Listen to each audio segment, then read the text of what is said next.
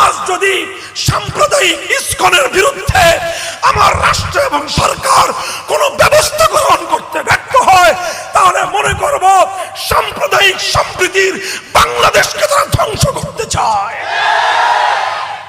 আজ শাহজালালের এই পুণ্যভূমি বাংলাদেশ, যে দেশের প্রায় 90 জন মানুষ এখনো পর্যন্ত লা ইলাহা ইল্লাল্লাহর কালেমা পড়ে, যে দেশে প্রতিদিন সকাল সন্ধ্যায় 3.5 লক্ষ মসজিদের মিম্বার থেকে 3.5 লক্ষ মসজিদের মিনার থেকে আল্লাহু আকবারের ধ্বনিতে সূর্য উঠে এবং সূর্য অস্তমিত হয়, সেই দেশে আজকে ইসকন নামক সাম্প্রদায়িক উগ্র একটি জঙ্গি গোষ্ঠী, সাম্প্রদায়িক উগ্র জঙ্গি গোষ্ঠী, তারা ধর্মপ্রাণ মুসলমানদের কলেজার টুকরা সন্তানদেরকে হরে কৃষ্ণ হরে রাম বলে তাদের সেই মন্দিরের প্রসাদ ভক্ষণ করায়, তাদের সেই মন্দিরের প্রসাদ খাওয়ায়, আর তাদেরকে হরে কৃষ্ণ হরে রাম স্লোগান দিতে তাদেরকে উদ্বুদ্ধ করে, তাদেরকে বাধ্য করে।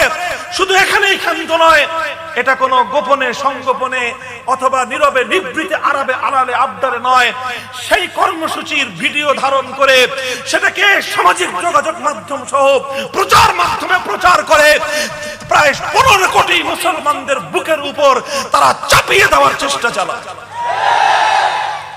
দুঃখ, আজ আমরা কোথায় কোন পর্যায়ে পর্যন্ত উপনীত হয়েছি। আজকে আমরা যখন এই সকলের বিরুদ্ধে প্রতিবাদ করতে যাই, আমরা যখন বলতে চাই মুসলমানদের সমাজে, মুসলমানদের দেশে আল্লাহর কোরআনের রাজ বাস্তবায়ন করতে হবে, তখন আমাদের সেই আহ্বানকে উগ্রবাদী সাম্প্রদায়িক আহ্বান বলে আমাদের কণ্ঠ স্তব্ধ করে দেওয়ার চেষ্টা করা হয়।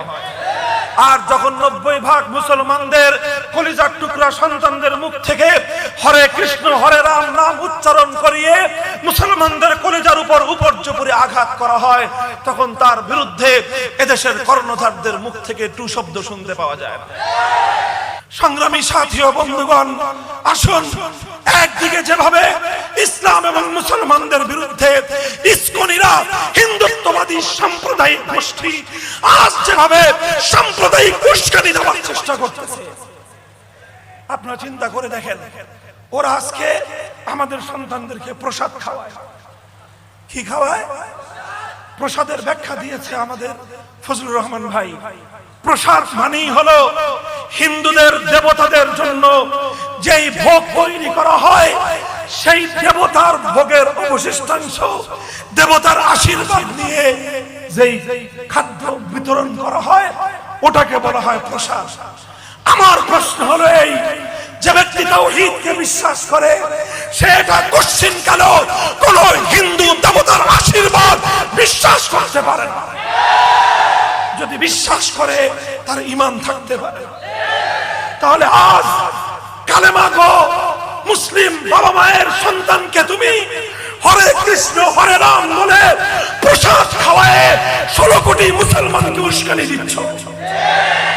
সুতরাং এখন এই ঘটনার প্রেক্ষিতে যদি আগামী কোরবানির ঈদে কিছু মুসলিম উচ্ছৃঙ্খল যুবক তৈরি হয়, আগামী কোরবানির ঈদে যদি কিছু উচ্ছৃঙ্খল মুসলিম যুবক তৈরি হয় যারা হিন্দু ভাইদের ঘরে ঘরে গিয়ে গরুর গোশত আল্লাহু আকবার বলে খেতে বাধ্য করে, তখন আমি এর জন্য ইসকনকেই দায়ী করি।